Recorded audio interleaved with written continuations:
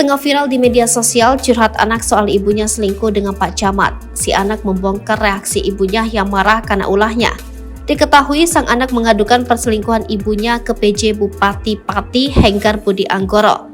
Kisah ini terjadi di Pati, Jawa Tengah. Anaknya yang adukan ibunya selingkuh dengan Pak Camat itu bernama Tiara. Tiara mengunggah bukti chat dirinya dengan sang ibu dan PJ Bupati Pati ke akun TikToknya Ferry Bang Bang pada Selasa 18 Juli 2023.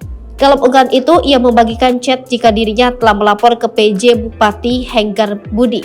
Laporannya pun sudah diterima oleh PJ Bupati Henggar. Bahkan ayah Tiara juga sudah menemui PJ Bupati Henggar untuk mengadukan tentang perselingkuhan sang istri dengan oknum camat. Tiara juga mengunggah chat WhatsApp ibunya yang menyebut ia kini menjadi anak durhaka. Tampak ibu dari Tiara menyebut jika anaknya sebagai pengkhianat dan juga anak durhaka. Anak durhaka, pengkhianat wong tua, tulis ibu dari Tiara. Isi chat yang ditarik, beliau marah karena aku nge-DM Bapak PJ Bupati Pati terkait perselingkuhannya, tulis Tiara di video. Tiara lalu membalas jika dirinya tak suka jika sang ibu berhubungan dengan oknum camat itu. Namun ibunya mengatakan jika hubungannya dengan camat itu hanya sebatas atasan dan bawahan di tempat kerja. Yang minta dukungan kamu siapa? Orang mama hanya sekedar dekat sama Pak Camat, jauh sekali pikiranmu, balas sang ibu. Ia atasan dan bawahan, tulis ibu dari Tiara. Saking emosinya ibu dari Tiara bahkan memutus tali darah dengan anaknya. Sudah, jangan panggil aku mama, aku sudah tidak punya hubungan darah denganmu mulai sekarang, tulis ibu dari Tiara.